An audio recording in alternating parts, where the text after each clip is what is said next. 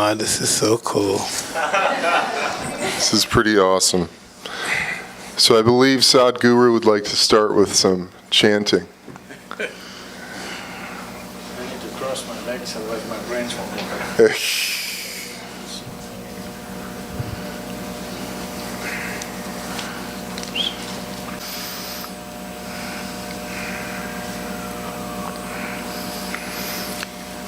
Jananam sukadham maranam karunam milanam maduram smaranam karunam kalavashadiha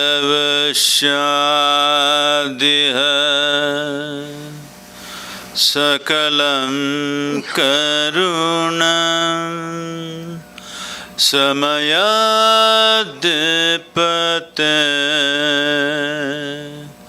akilam karunam.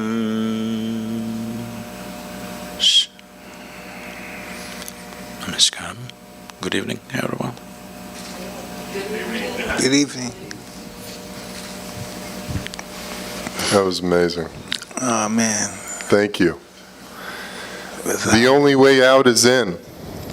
Yes, truly, I believe that.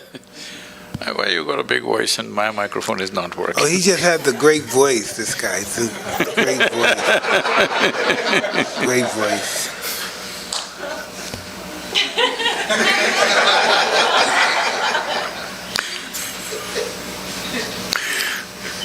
May we begin? How is it? Is your mic okay? As long as it's not about, I'm okay. There it is. There it is. So tell me, what do you think you're here for? What would you think I would want to talk to you about? I'm sure you did research on me, my life and who I am and all that stuff. But what would you think I want to talk to you about? What would you think I would want to listen to you for?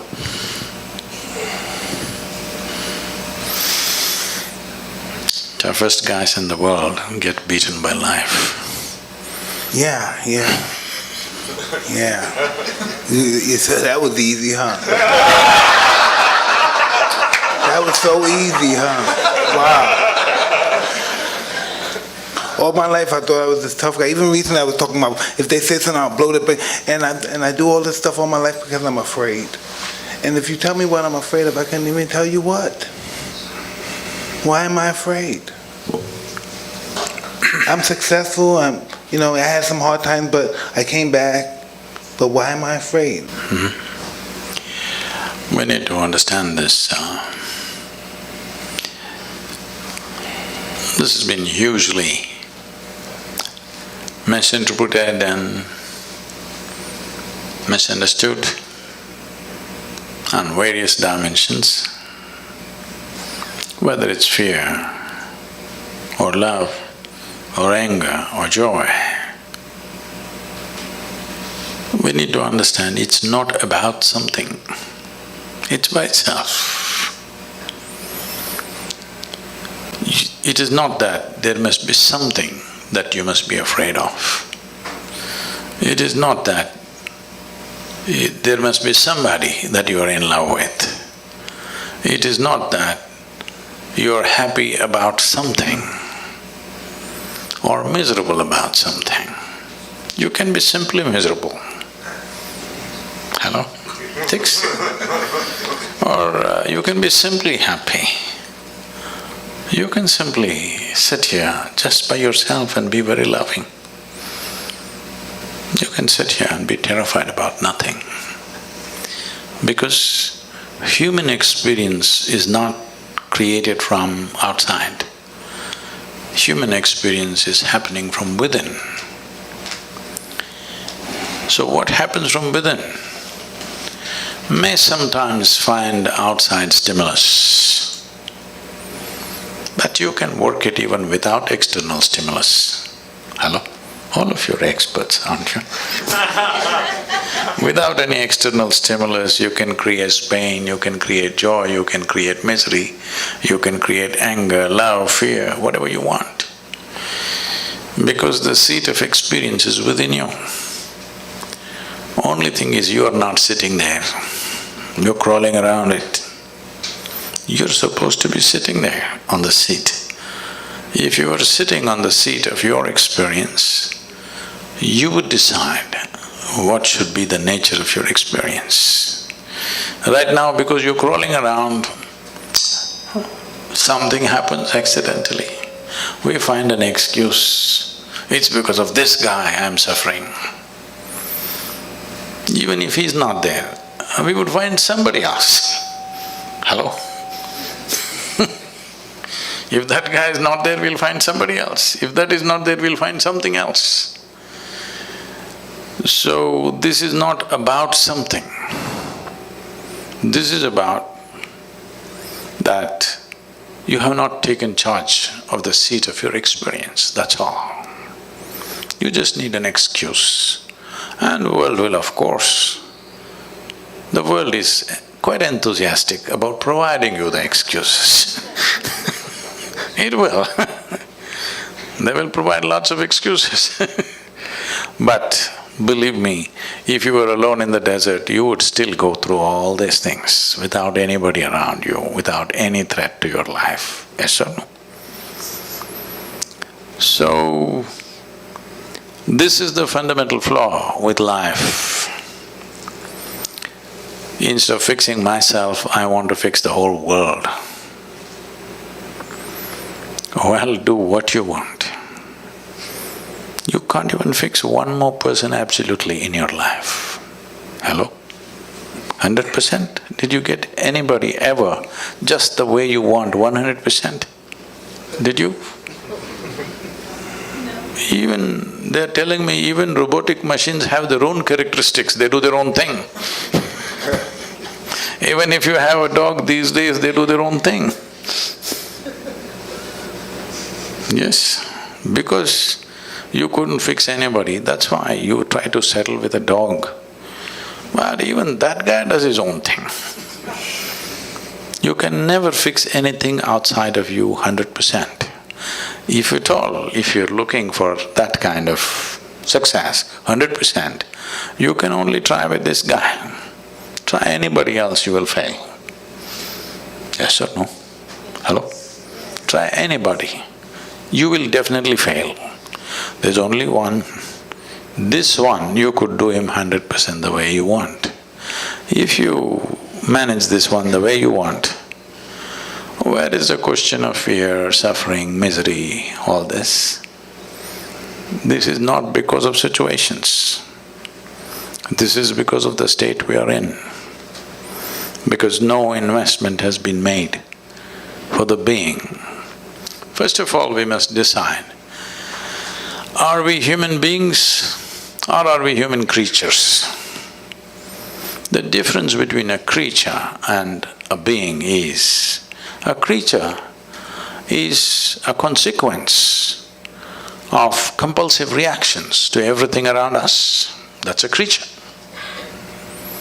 A being means you know how to be. If you knew how to be, would you be blissed out? Or would you make yourself fearful or miserable or what? What's your choice? You must choose, I'm going to bless you just now.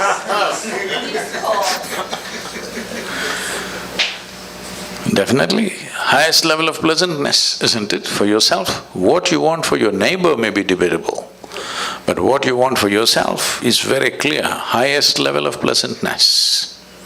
Why such a simple thing is not happening? It is not happening because, we gave you a very complex machine. Peak of evolution on this planet is you. If you were an earthworm, you wouldn't have these problems. Just eating, sleeping, reproducing, dying, you were fine. You're doing great as a creature. But you became human. Now it's a very complex machine. But you don't even bother to read the user's manual. Simply somehow you want to do it. Such a complex machine, if you try to do it somehow, accidentally, oh, it will cause much pain. Unable to bear pain, most people have given up on joy and moving towards pleasure. You must understand this. The need for entertainment and pleasure in the world has increased simply because there's no joy. If really human beings were joyful, they would not need so much entertainment and pleasure in their life. Pleasure becomes a compulsion when there is no joyfulness, and if you don't cause pleasure with something or the other, pain is just waiting in the background, just there. So, fear is not about something. Fear is just your inability to manage your thoughts. They are running away ahead of you. Fear is always about something that's yet to happen, isn't it? Yes. So that means you are suffering something that does not exist. If you suffer something that does not exist, there are medically very bad terms for that. It's not about one human being, it's just literally 99% of the human population is in this condition. Different levels maybe, but 99% of the human population is in this condition. They are suffering things which do not exist. What happened 10 years ago, they still suffer. What may happen day after tomorrow, they already suffer. What happened 10 years ago does not exist right now. What may happen day after tomorrow does not exist right now. But things that don't exist, they suffer simply because two major faculties that you have which sets you apart distinctly from other creatures is, you have a very vivid sense of memory and a fantastic sense of imagination. These two faculties, which are the best things you have, this is what most human beings are suffering. They are suffering their memory and they are suffering their imagination. These are the greatest tools you have. So, what should have been the most fantastic well-being? When I say well-being, you know Charles Darwin, that guy, the English guy? Hello? He said, all of you were monkeys, not me. That all of you were monkeys and you became human. So, essentially, on this planet, you're the peak of evolution. You agree with me or no?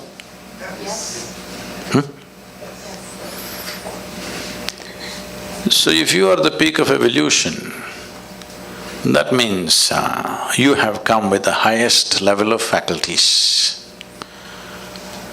Because there are so many possibilities of being human, because your life is not fixed like that of a creature.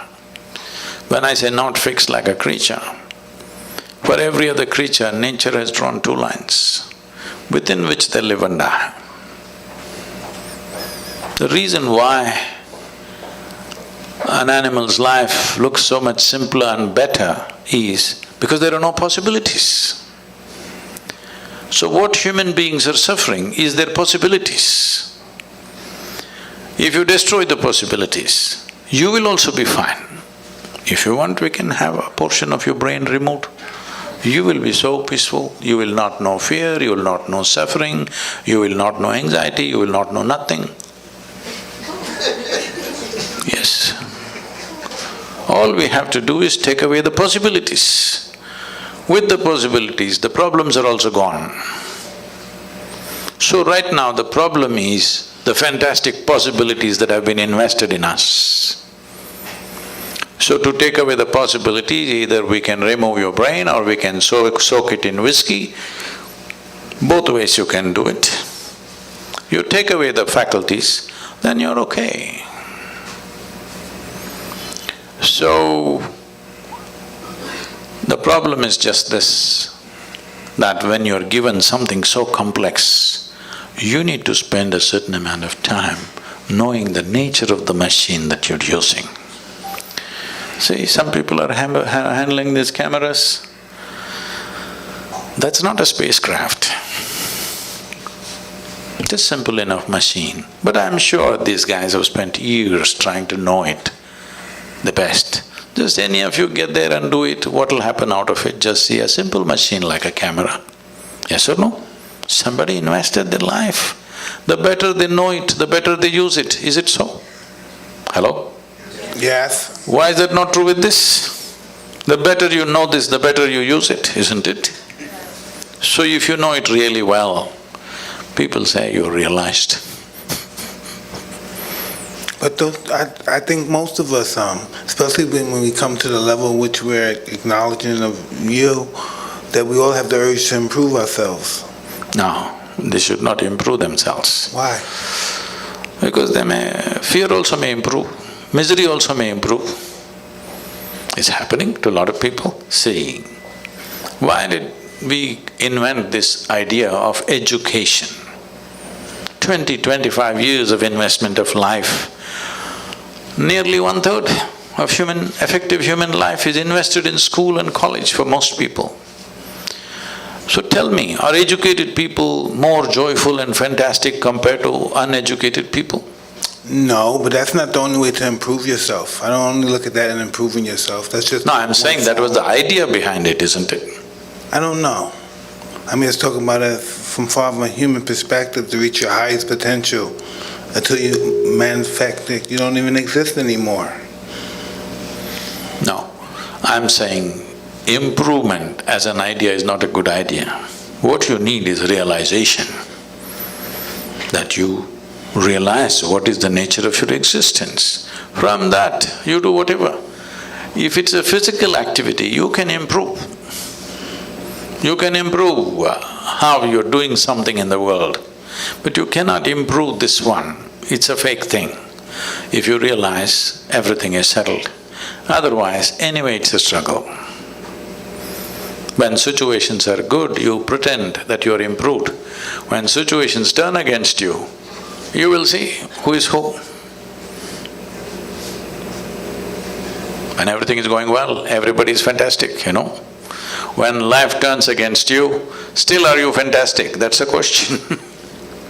I don't know, I think most people take life as it comes. From my experience, I never thought any good would ever happen to me. Just from being brought up in my environment, in my neighborhood, that you always saw bad things, people died, it was just normal seeing people die, seeing prostitutes, just seeing that kind of filth and stuff. It was normal. Matter of fact, it was even honorable because it became so normal. We normalized it. So it's like this. In the yogic culture, we always use lotus flower as a symbolism for human growth and development. Lotus flower grows best wherever filth is really thick. So, why we're using lotus as a example or a symbolism is, this grows well because there is filth.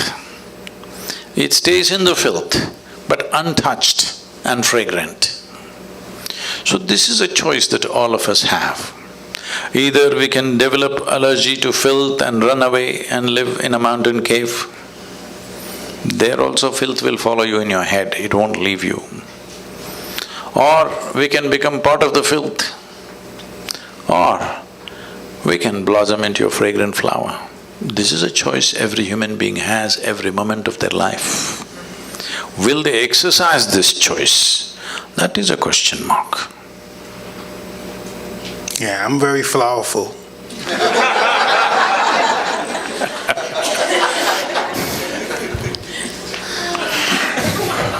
Right? Definitely, man. You definitely are. Sadhguru, how does one begin to read the user manual? So, user's manual means there is a systematic way of observing simple things.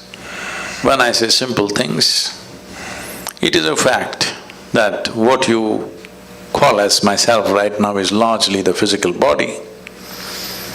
This is an accumulated dimension of who you are.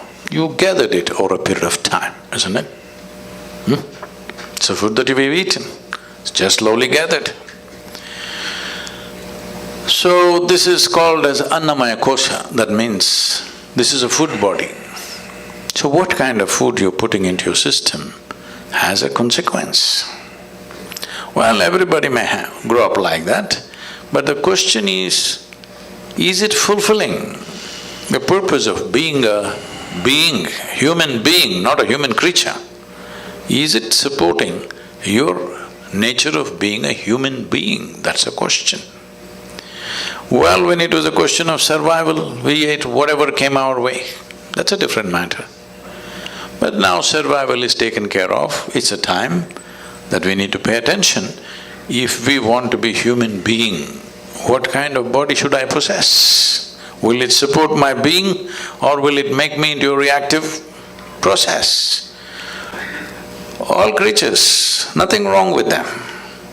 You take a tiger or an elephant or a snake, nothing wrong with them, they're perfect creatures. Only thing is limited possibilities, isn't it? Hello? What else is wrong with them? Nothing is wrong with them, they're just fine. It's just that limited possibility. You got promoted to be a human being, this simply means enormous possibilities. If possibilities are not harnessed and explored, you have enormous problems. What you are experiencing as problems are actually possibilities nudging you to explore. When you don't, they will freak you, and they should, because otherwise you may slip back in the evolutionary scale. It can happen to any human being. So, one thing is the physical body. Of course, you have a thought process, you have an emotional structure, or let's say the psychological scape. Mind is not just in one place. Every cell in the body has its own intelligence and memory. Actually, in every cell in your body, there is more memory and more intelligence than your entire brain put together. Even million years ago, how your forefathers were, even their skin tone, your body still remembers, isn't it?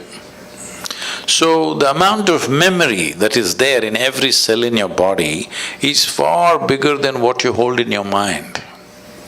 Even if it comes to the complexity of what every cell, the activity that it's performing, your brain is nowhere capable of managing that. So, we don't see intelligence or mind as one place, the entire body. So this is a body of intelligence. Because people have gotten trapped in their own thought process, they think intelligence is only here. This entire system is full of intelligence, isn't it? Do you know how to manage your kidneys? I'm asking you. You know. Drink a lot of water. No liquor. That doesn't solve everything. Oh, man. Many water drinkers have died too soon. I'm asking, the complexity of any one organ, are you able to manage consciously? No. It is Why so… do we believe we can though? Huh? Why do we believe we can? Because we are full of bullshit. Yeah. We're pretty delusional, pretty much. Yes. Everything that we do not know, we want to believe. We are still not straight enough to come to this place. What I know, I know. What I do not know, I do not know. Whatever I do not know, I believe. Well, you can bull yourself like this for some time. Because, can I tell you a joke? Yeah, please. It's getting too tense here.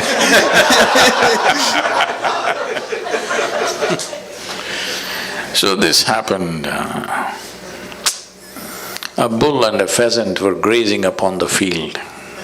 The bull was chomping on the grass and the pheasant was picking ticks off the bull, partnership.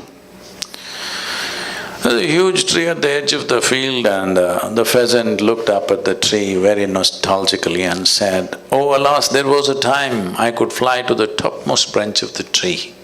Now I do not have enough strength in my wing even to get to the first branch." The bull very nonchalantly said, "That's no issue. Just eat a little bit of my dung every day, you will get to the topmost branch of the tree within a fortnight. The pheasant said, oh, come on, what kind of rubbish is that? The bull said, really, try it and see, the whole humanity is on it. So the pheasant started pecking at the dung, and lo, on the first day itself, he reached the first branch of the tree. Within a fortnight, he did hit the topmost branch of the tree. He went and sat there on the topmost branch of the tree, just beginning to enjoy the scenery. The old farmer who was rocking on the rocking chair saw a fat old pheasant sitting on top of the tree. He pulled out his shotgun and shot the bird out the tree. The moral of the story is, many times even bullshit can get you to the top, but it never lets you stay there.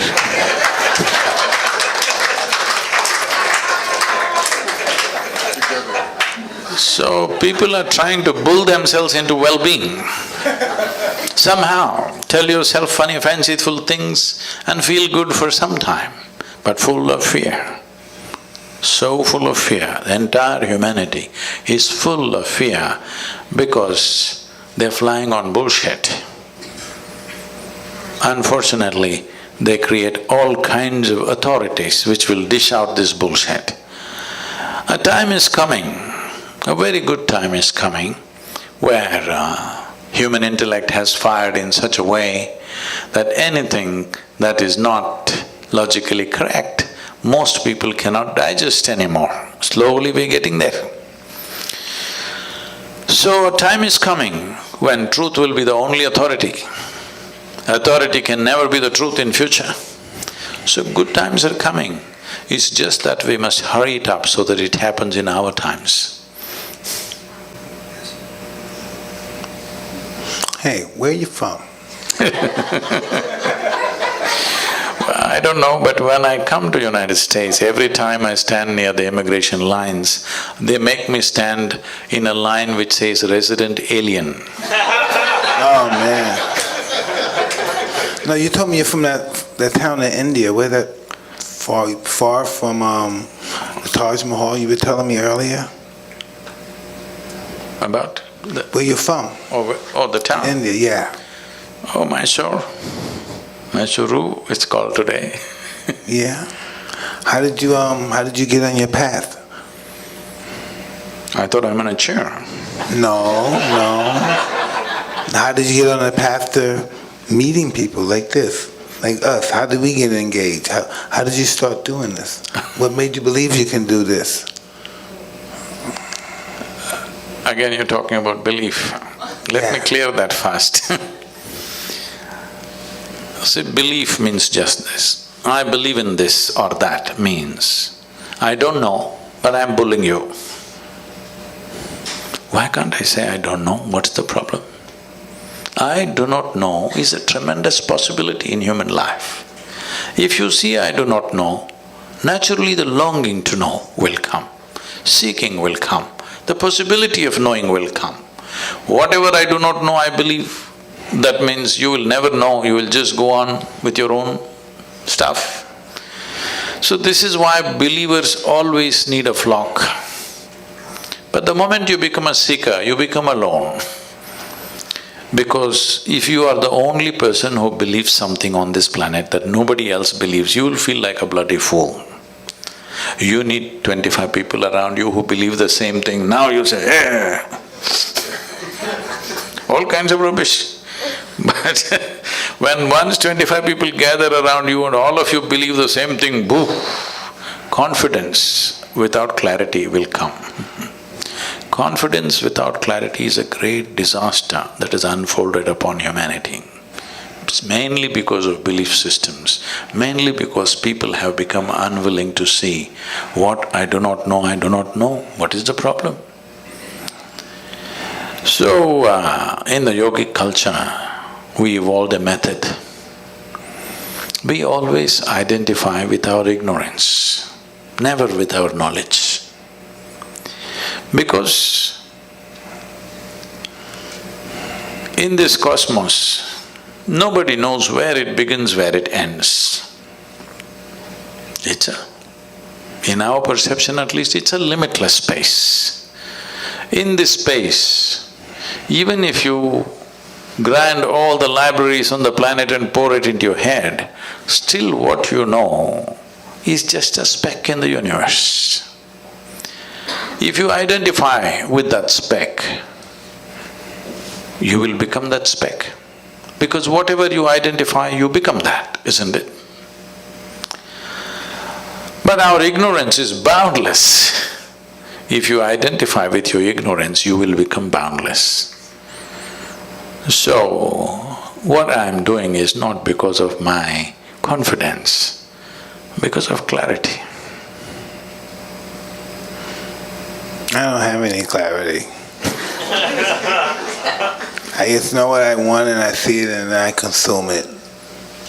But I don't look at it from a clarity perspective. I don't look at it from a educational perspective. I just know it. I have to have that in order to establish my life the way I would want it to be. I just don't have no understanding of it. I just know it has to be possessed by me in order to function the way I would like to function. See, clarity is on various different levels. Well, you've been in a sport where if you did not see things clearly, you were down, licking your own sweat and blood. There was clarity, otherwise it wouldn't work. The clarity of why I'm existing, not the clarity of why I'm fighting. As a child, No, I'm just saying, clarity is at different levels. Yeah, exactly. I'm saying, any sport for that matter, without clarity you wouldn't be able to function.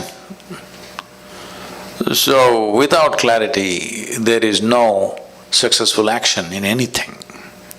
Now, if we are talking about clarity about life itself, have you paid attention to life, first of all? First of all, where is life?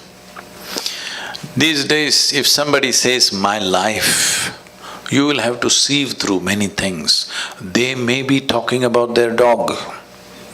They may be talking about their husband and wife. They may be talking about their children. They may be talking about their career. They may be talking about their wealth. They may be talking about their car. We don't know whether they may be talking about their property, their home. We don't know what they're talking about when they say, my life. So let me make this very clear. You have a body, you have a thought process and emotion. But to have all this, fundamentally you're alive, isn't it? You're alive with many accessories. But right now the accessories have become larger than the life itself. Once the accessories become more important or significant than life, then of course everything is topsy-turvy. If you have to walk on your head, it's difficult, of course, because that's not the way life is designed. If you were designed to walk on your head, it would be okay. But you're not designed to walk on your head, you're trying to walk on your head, it's hard. If something happens, people suffer. If nothing happens, they will suffer. If they're poor, they suffer their poverty. You make them rich, they'll suffer the taxes. They're not educated, they suffer that. Put them to school, endless suffering. Not married, they will suffer that. Get them married. I did not say anything.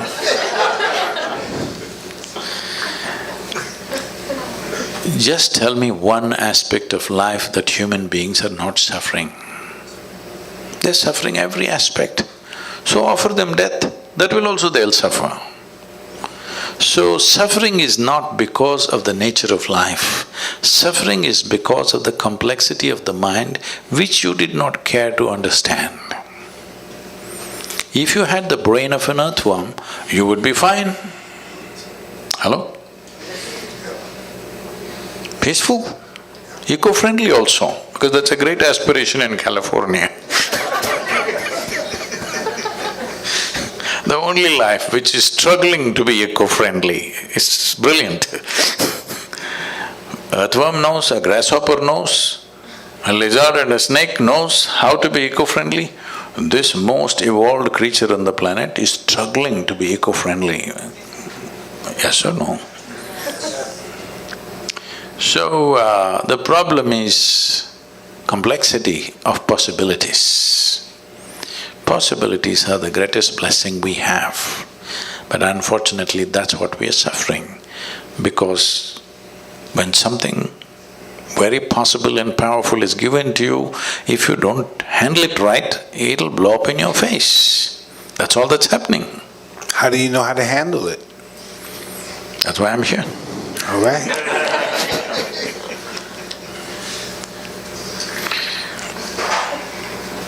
It's not that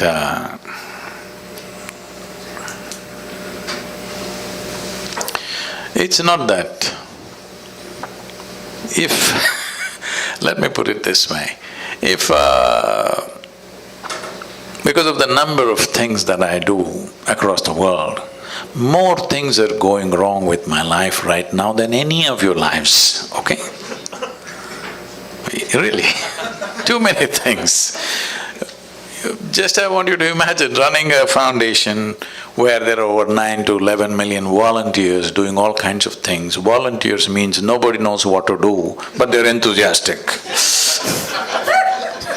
Running major projects like this, running massive centers in various places, over 350 centers across the world. If you want to go mad, this is the recipe for life.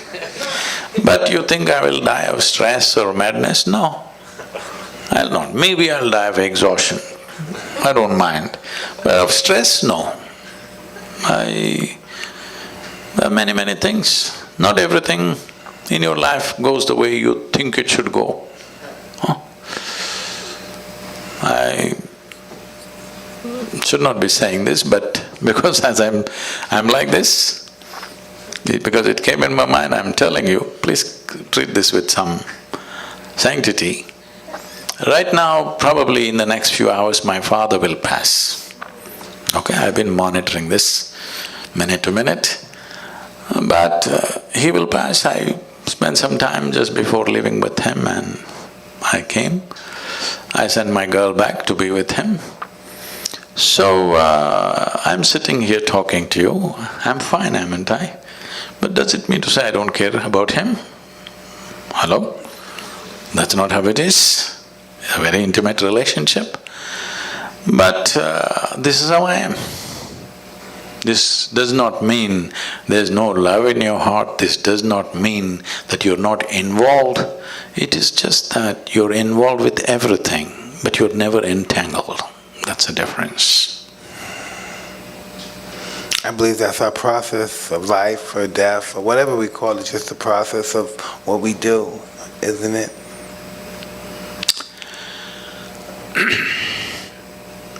See, the most compulsive thing in most human beings is they want to draw a conclusion about everything.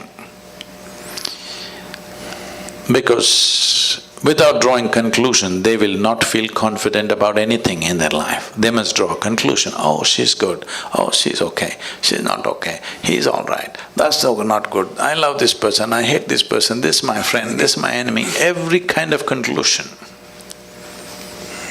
Conclusion means, essentially, what is the conclusion of your life? Death, isn't it? Every time you conclude, in some way you die, you must know this.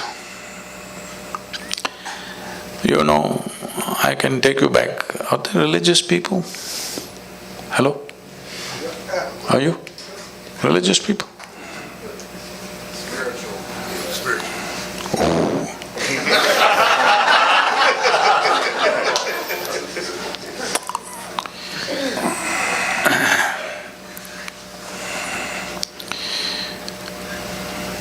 Because people are fundamentally misunderstanding their memory to be intelligence. This is the fundamental problem. Our education systems are designed like this, religious processes are designed like this, largely society is designed like this. Memory is misunderstood as intelligence. If you went to school, I didn't go much, nor did you, both of us are lucky that way. You're right, you're right. But when I went to school, what I saw was People memorize everything and on a specific day, which is called examination day, they'll go and puke it there. If they puke really well, they are great. You get great score. I puke little. I never puked at all. I never puked at all. You never puked. Never, not even 1 minute. I puke little. But those who puked everything were number one out there. So this is not just in a classroom, everywhere this is built. We are misunderstanding memory as intelligence.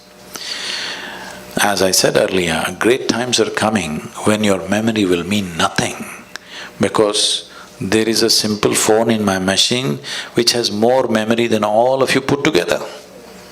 Hello? So your memory will mean nothing. But if you lose that phone, your memory will be in trouble too. No, we can have it implanted in the skin. Okay. Yeah. So, what we thought as great value, I want you to understand how this world has been built, these civilizations and cultures have been built. There was a time when nobody could read, all right? So one guy comes and he opens one book. He's got only one book all the time. Well, if you read 10 books, you become a scholar. If you remember 10 books, people say you are a PhD. If you know one book, you become a representative of God. How's this? Forever it's been happening. This will not work in the future, because my phone will recite all the scriptures put together at one time. Yes, it will. Yes or no? Just because the guy knew how to read, he was acting like a representative of God. Suppose I came to California 1,000 years ago on a bicycle, when nobody had seen a bicycle. You don't know what it is. I came riding on these two thin wheels. Wow! I came and parked here and said, I've just come from heaven on this special God-given vehicle. You would all bow down. So after I finish my whatever bull with you, when I want to go and rest, I take away the front wheel and sleep on it, because if any of you learn how to ride, then my heavenly status will go. But a local brat who's good for nothing took this bicycle with single wheel and started riding it all over the place. Now I'm in trouble. This is happening. The Google lady will recite every scripture that you want. We don't know who the hell she is. But she can tell you anything you want, she will tell you the meaning also, interpretations also, yes or no? So, just in many ways, because human beings by themselves did not do it, because people did not do it consciously, I think in many ways the technological developments are going to end. A whole level of nonsensical things that have been happening just because somebody remembers something, somebody can recite something, they were elevated, all this will go. Very good times. But in the meantime, when one level of what we believed collapses, and before you attain to clarity, there is a danger.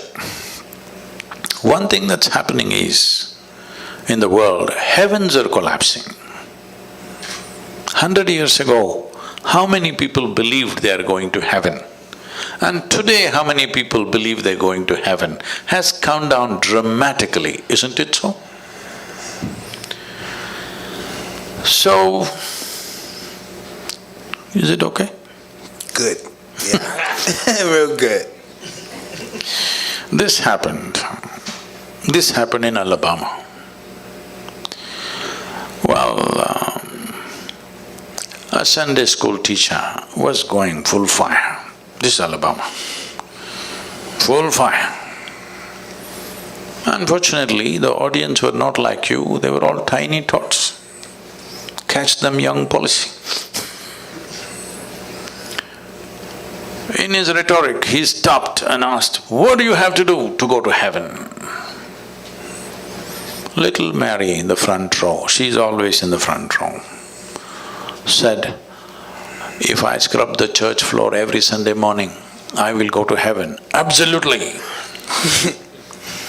Another little girl stood up and said, "If I share 50% of my pocket money with my less privileged friend, I will go to heaven." "Correct." Another little boy stood up and said, "If I help those who are in need, I will go to heaven." "Correct." Little Tommy in the back bench stood up and said, "You gotta die first."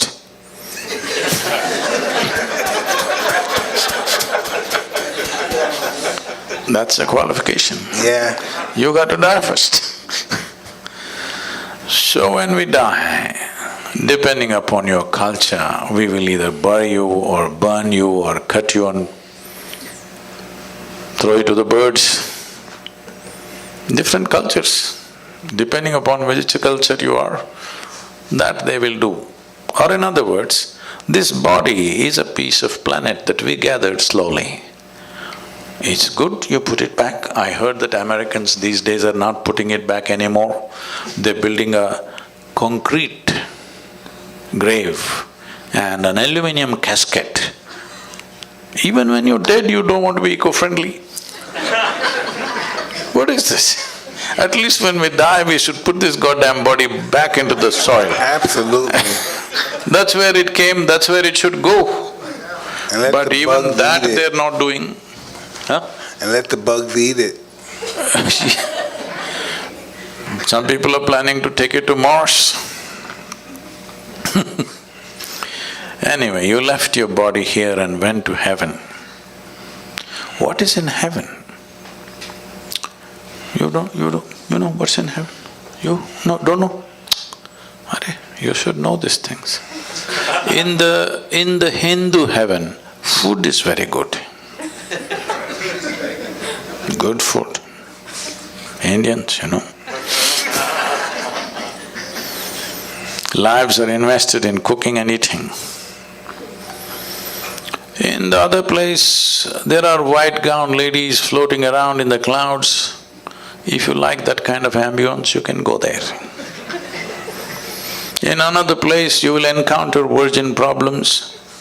If that's what you're looking for, that's fine too. Only problem is, you went to heaven without a body. What do you do with good food and virgins, I'm asking? Hello? These are all problems you have when you have a body. Once you don't have a body, what do? Food, if you put it here, it'll fall down. Hello? No, if you ask these questions, heavens will collapse. Heavens are collapsing. I think nearly 70% of the heavens in human mind has collapsed in the last 50 years. What do you think? Huh? And anyway, let me ask you this. Do you have any proof that you're not already in heaven and making a mess out of it? Do you have any proof? You're already in heaven, but making a mess out of it. Tell me, if you just change the geography of your existence, will everything about you change, I'm asking you? Hello? If you move from one place to another, you think everything will change? No. If this one person changes, everything changes. Doesn't matter where we are. If we raise human consciousness, that is, if we teach people how to sit here and be just blissed out. Hello?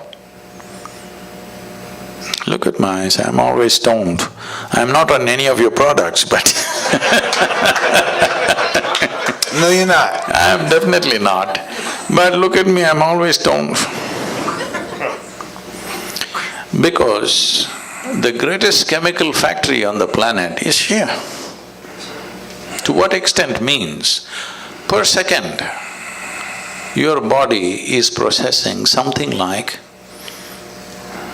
37, 37 followed by 21 zeros, whatever that number is. To give you a perspective, 11 zeros make a trillion. 37 followed by 21 zeros. That many chemical reactions are happening in this body per second. If you knew how to manage this, you can create any kind of experience you want in this. When you have this kind of a sophisticated machine, you are doing things in a caveman-like way. This is like we gave you a touch screen phone, but you're like this. Awesome. What will come out of that?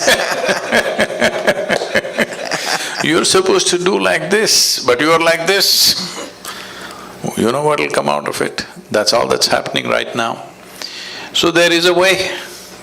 Today I can proudly say, across the world, there are millions of people, if they close their eyes in the morning, tears of ecstasy and love every day in their life, every day. Millions of people. So it is not an accident that one person, obviously it can be done. Just a little understanding of how human chemistry functions. You don't have to go into chemical analysis of who you are. There are simple processes with which one can do if one is willing to invest a little bit of time in a day. Life will become wonderful. Because by curtailing human faculty, you cannot believe you're enhancing life. Right now, most human beings believe they enhance their life by curtailing human faculties. Like, I was in Mysore city. I had to meet somebody, so I went into a building. A lady, over 70, 75 years of age, and she's a very petite, small woman. She just comes up to me with a big smile on her face. "How are you doing?" I don't forget faces, I may forget names, but I don't forget faces that I see. I just look at her, I don't know her. But okay, I respond, "I'm doing wonderful, how are you doing?" Da-da-da. Then I go up. After 20 minutes, I get off the elevator and I'm just coming. She again comes up to me and with the same full enthusiasm, "How are you doing?" So, wow, this is just 20 minutes ago. Then I respond somehow and then I'm getting into the car. Somebody who was walking with me says, "Poor lady, she's lost her memory, she doesn't remember a thing." I said, "She seems to be doing wonderful." I don't think she was this happy with her memory on. Right now she's exuberant because she's forgotten everything. This is the case with most human beings. Little drink and they forget something. Now they're exuberant. Lowering your faculties and thinking that I'm well is a serious mistake. This happened. One day Shankaran Pillai, he was just outside in the marketplace and he met an old friend, a college friend, that he had not seen for more than 25-30 years. So they really jammed up and he invited him home and he came home for dinner. When they were sitting for dinner, Shankaran Pillai, every time he wants to ask something of his wife, he says, "My sweetie pie, my honey, my boo-boo-boo, my bulbul, my choo-choo-choo," like this. After the dinner is over and the chat is over, the friend is leaving, the Shankaran Pillai came to the door to see him off. He said, "You're really having an amazing life. Me and my wife can't even talk to each other properly. Every time you refer to her, all this sweetie, honey, choo-choo-choo, boo-boo-boo, all this stuff, you're really having an amazing life, aren't you?" Shankaran Pillai said, "Are you crazy, man? 7 years ago I forgot her name."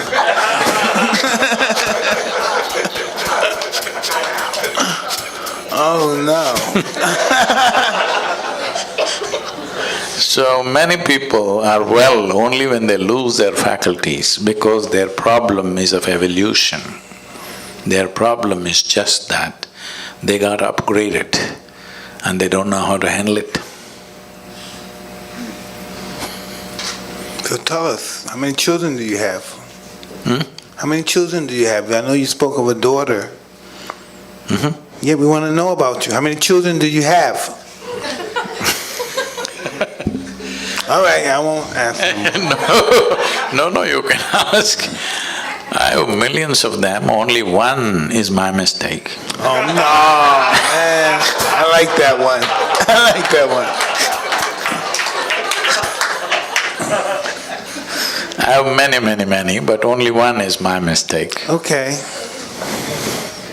Hey, this is really an awesome evening. I can't even believe you're here. I'm just still in a daze. I'm just really happy to have you here with me and my friend, Eben. This is really almost like a dream come true.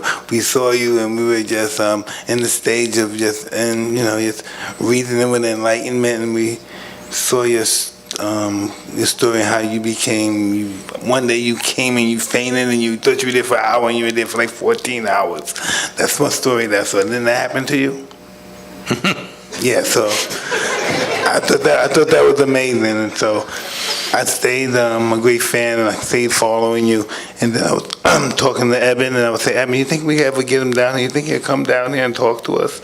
We never believed you would do it, and now you're here. That's just, man, so mind-boggling. Thank you, really. So now that you asked this question, how to do the user's manual, about on 27th of October was the Diwali festival. It's a festival of lights in India. Because these millions of people have been supporting me, particularly for the river movements that I've been doing in India. 162 million people supported the movement. It's the largest movement anywhere in the world at any time. So, with money, with volunteering, in many ways they've been supporting us. So I thought on the festival day, let me offer them a gift. And I said, on the Diwali day, if you register in engineering online, which normally costs $150 per person, I said it's free on this day for you. Whoa! 740,000 people registered.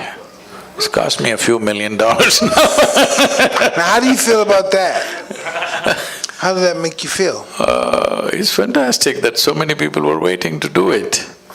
So now I'm still in the same mode.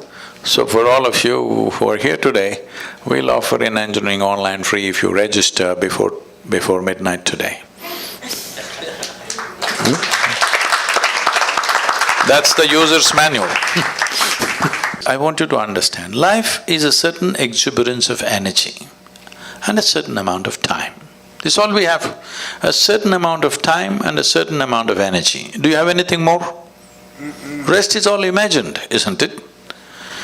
So this time is simply rolling away for everybody. We may think of many things, but actually time is just rolling away as you sit here. Since you came and sat here, you are 2 hours closer to your grave, yes or no? Hello? Yes. All of us. So you can't hold it back, you can't roll it back, time is just going. So the only thing you can manage is your energies.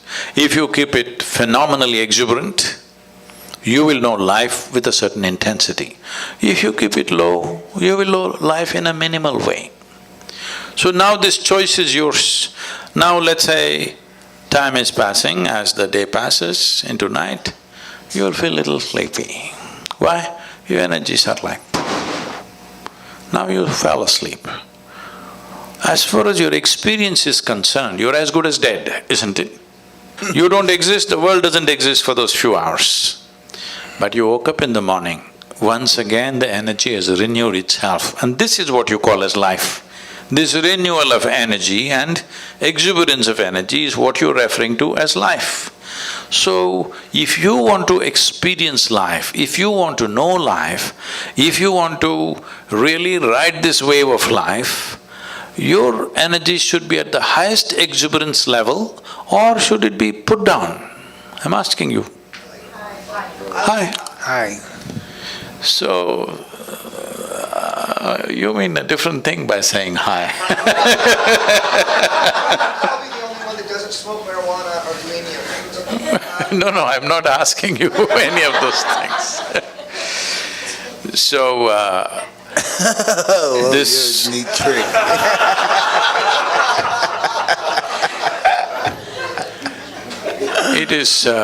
it is just that most people need all the time looking for rest, vacation, break from everything, simply because they don't know how to manage their thought and emotion.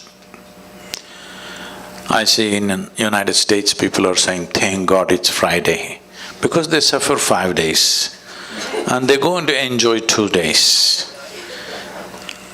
Life is not going to work like this. Life cannot work like this. If you do not know how to be joyful, then you're only looking for pleasure. If you were joyful, pleasure wouldn't matter, because you're just joyful. Joy is not a consequence of some activity or something that you get or don't get. Joy is an ambience that is necessary to live life. If you do not know how to be peaceful and joyful, well, you cannot even enjoy your dinner tonight, isn't it? Hello? Can't enjoy a walk on the street. Can't enjoy the few people who are around you. You cannot enjoy anything. You need all kinds of stimulus to find a little bit of pleasantness within yourself. When I say pleasantness, let's understand this. If this body becomes pleasant, we call this health. You want this or no? Yes. You must choose, I'm going to bless you. Yes. You want this body to be pleasant or no? Yes, yes. If it becomes very pleasant, we call it pleasure. If this mind becomes pleasant, we call it peace. If it becomes very pleasant, we call it joy. If these emotions become pleasant, we call this love. If it becomes very pleasant, we call it compassion. If these life energies become pleasant, we call this bliss. If it becomes very pleasant, we call this ecstasy. If our surroundings become pleasant, we call this success. Only to create pleasantness in our surroundings, we need the cooperation of various people and forces around us. But pleasantness of body, pleasantness of mind, pleasantness of emotion and energy is 100% your business. Yes or no? I agree. So, if you want to make this your business, before midnight you must register for Inner Engineering Online. It's free, otherwise tomorrow morning you can pay and register. Oh, man. That's awesome. Well, this has been such a treat, and before we wrap this thing up, we have time for a few questions. All right. Not you, them. No, I'm just checking the people out. Hi, thank you so much. Sadhguru talked about the Annamaya kosha, which is the body kosha. There are 5 koshas in the applied yogic sciences, which work the entire system of the body, from the mind to the heart to the breath to the energy. I need all that. And the heart. There are thousands of years of manuals, from classical yoga, which is just meditation, to hatha yoga, to the tantrika, that provide ways of being that Sadhguru has expressed the top of tonight. So it's not an abstraction at all. It's just like what you guys do on Hotboxing, which is break down how you get to the soul of yourself by moving through your ego, by practicing goodness towards others. So That's real tough, too. It's a difficult process. For me it was, for me. No, the thing is this.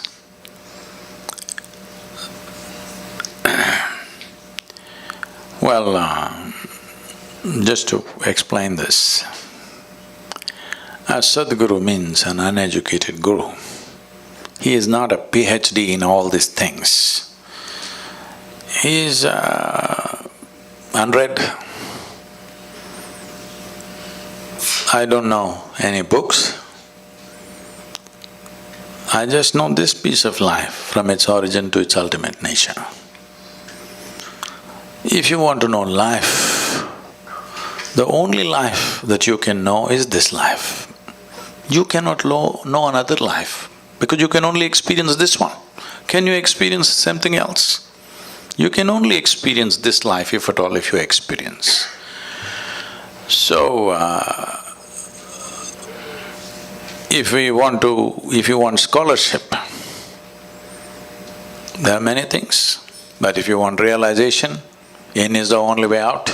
He's already been espousing that. If you want scholarship, if you want PhD in spiritual process, that's a different matter, it's an academic stuff.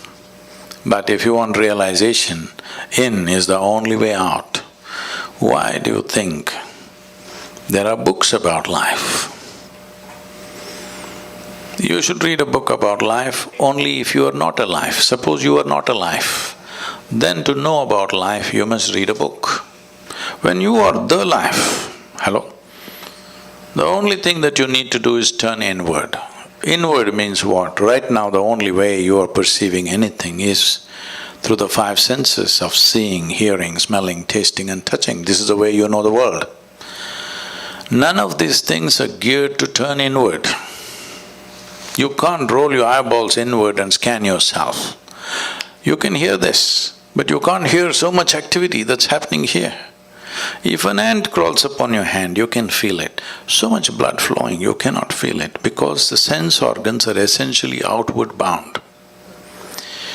So, to turn inward, you need a different faculty. To activate that, to engage in that is the most important thing because life is very brief.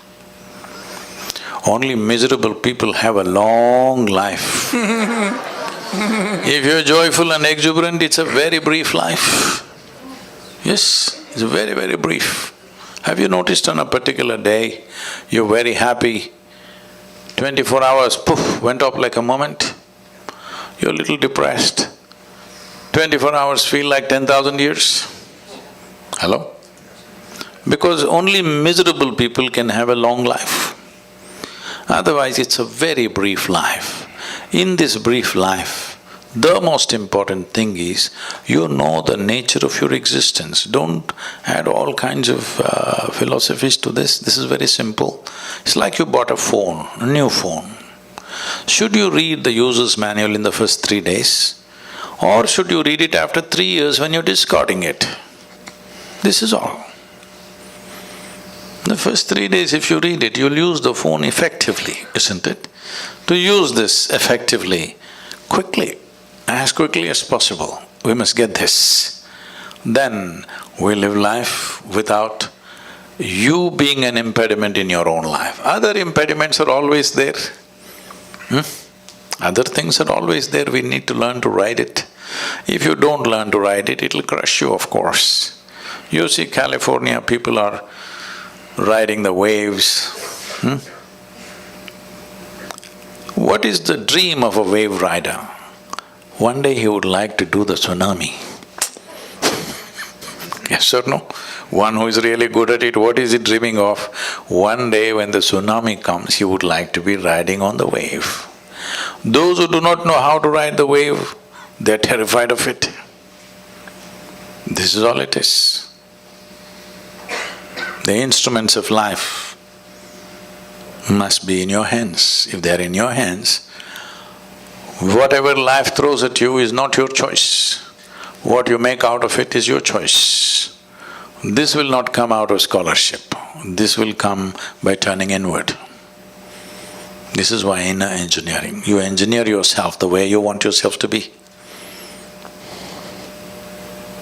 I agree. What bothers you, and if nothing bothers you, why not?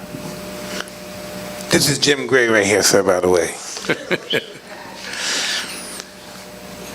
If you will make the word bother a little more clear, you mean to say why? What disturbs your peace of mind? Oh, nothing does, because I have not given that privilege to anything or anybody that they can decide what happens within me. So anything that happens surrounding you or affecting you effectively doesn't bother you because you just don't what? What is the mechanism? See, it's just this. As I said just now, what life throws at you is not your choice. It throws all kinds of things. The more active you are, more number of things are being thrown at you. But what you make out of it within yourself is 100% yours, isn't it? Now, if you are a compulsive reaction to what life throws at you, then everything will bother you. Good things and bad things, everything will bother you. But if you are a conscious response to whatever is thrown at you, you will see everything is a certain challenge. Some we can handle, some we don't know how to handle. Some situations we know how to handle, some situations we don't know how to handle. So, are you a Superman that you know how to handle everything? No. This is not about being superhuman. This is about realizing being human is super. So it's not that you know everything and you can handle everything, no. Some you can handle, some you cannot handle. But are you a conscious response to life or are you a compulsive reaction to life? This is all you can take care of.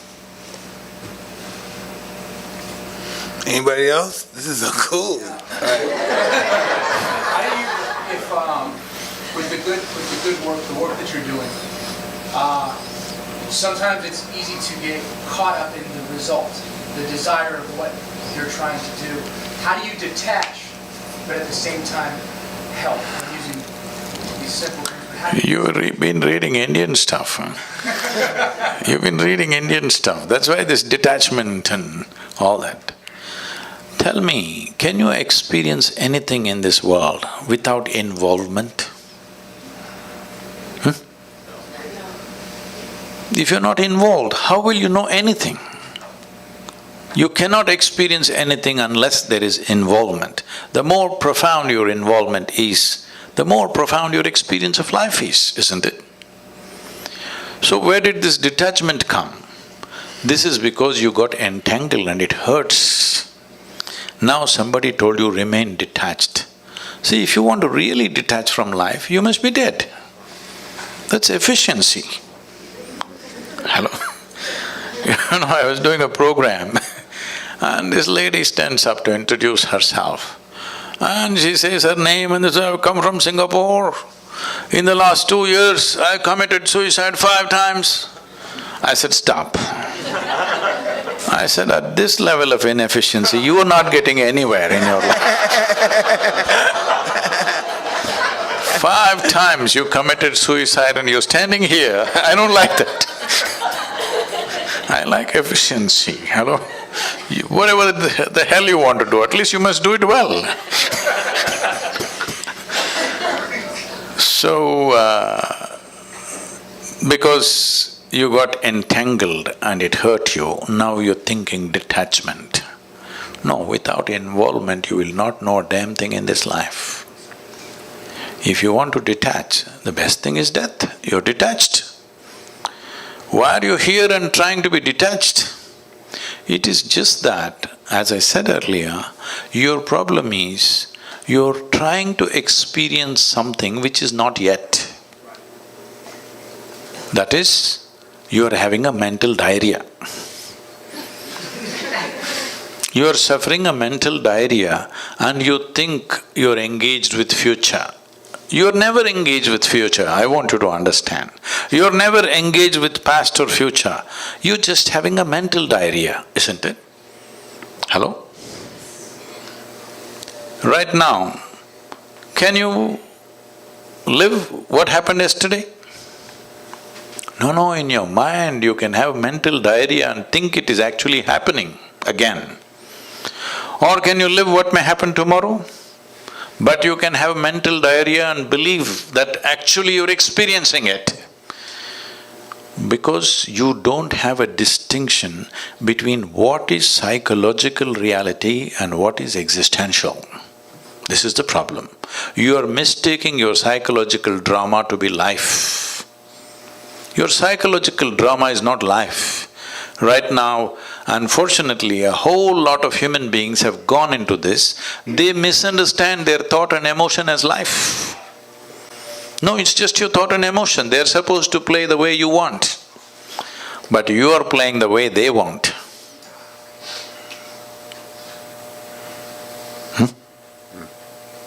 Just little out of control, that's all.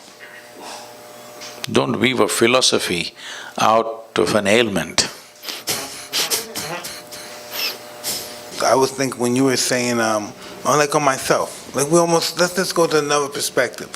Of myself, what's the image of myself? What should be my illusion of myself? No, what should be my illusion of myself just as a human being functioning in the world with life? What should be my illusion of myself? Should I be a nothing or should I be glamorous, magnanimous, powerful? What should I be? See, what social qualities we need to exist here well, let us not misunderstand that as life. This is just little sense. We are among people, we must be in a certain way, so that it works for you and me. If I do something that works only for me, not for you, you will make sure my life is miserable somehow.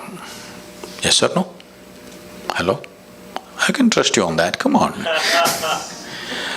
If every day we are transacting about something, and I make my transactions in such a way it's only beneficial for me, not for you, will you make my life miserable or no?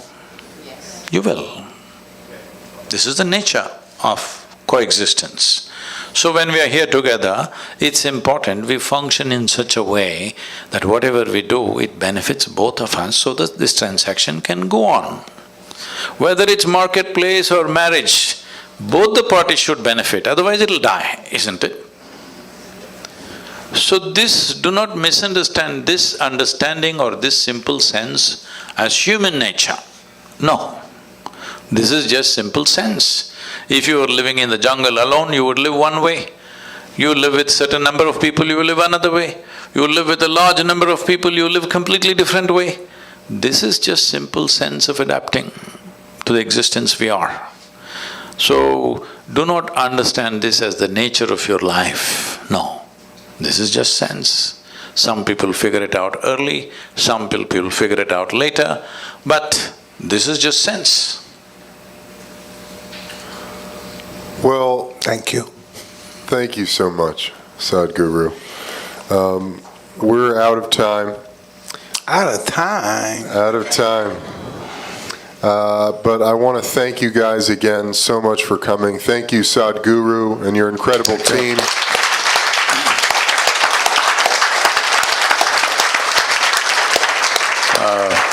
I would like to say it's wonderful to be here.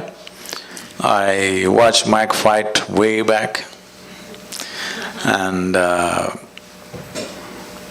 this may sound little off, but at that time, there were no televisions in India. We used to get 8mm films to play on the wall, project on the wall. So this would go cut like that, you know. He was fighting like this.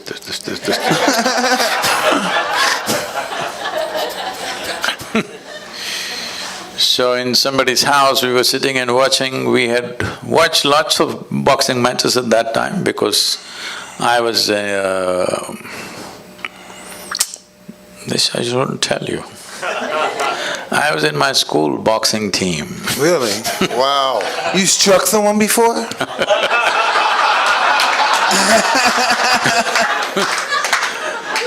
So on that day, when I watched probably the first time when you won the heavyweight, when we saw that and much debate was going on, I said, well, this guy could rule the boxing ring if he only maintains his balance.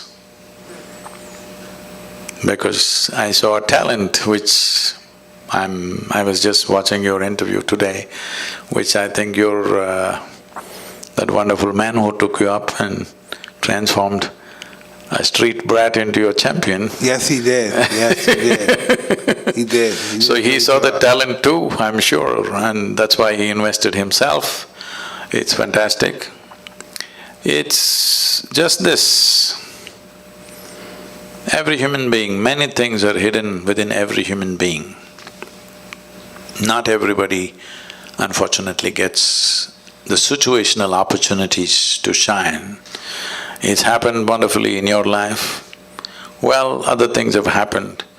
Though you came up with utmost disadvantage, you turned that into a phenomenal advantage in some way. But I hope the next part of your life will be more enlightening and more contributing to everybody's life, because whatever talents we have, whatever intelligence we have, whatever capabilities we have, they will find maximum benefit to ourselves and to everybody. Above all, balance. If that one thing is there, everything else will find expression.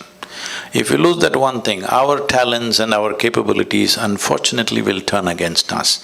Right now, human beings are only suffering their own intelligence. If they had no brains, they would be fine. They're suffering their own intelligence simply because there is no balance. It is time that all of us in some way bring balance to ourselves and to the world around us, so that human genius really flows without too much struggle. Right now, to find expression to human genius, people are going through enormous struggle, and slowly people are believing that unless you struggle, it won't come out. No, it can be done very joyfully, wonderfully, blissfully, if only balance is created. So let's invest in this, that this generation and the coming generations are far more balanced within themselves. If this one thing happens, you will see an incredible generation coming up. Let's all be a part of making that happen, considering being born in an extreme disadvantage and how you turned it into what you did. At the age of 20, being a world champion happened in spite of all the disadvantages. So, all of us together should invest in making this happen for many, many more of the next generation. Thank you very much. Thank you. Thank you. Thank you.